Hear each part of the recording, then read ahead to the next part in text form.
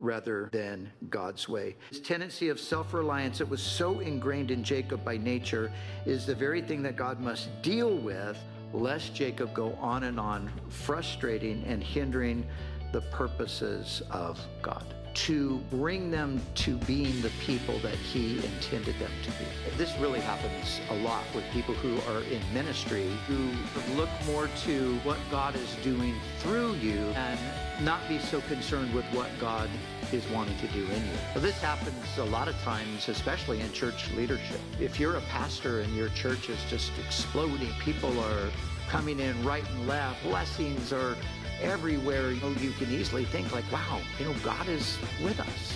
Must mean that I'm okay and I'm doing pretty good because look at the blessing of God. Sometimes that can lead a person to begin to ignore their own spiritual well-being. We all hear stories of pastors and Christian leaders who fall. You start focusing more on what God is doing through you and neglecting what God wants to do in you, and that is a recipe for disaster. And so God is going to work this out of Jacob. And if we have those same tendencies, God will deal with us as well. And how does he do it? He wrestles with us. He wrestles with our hearts.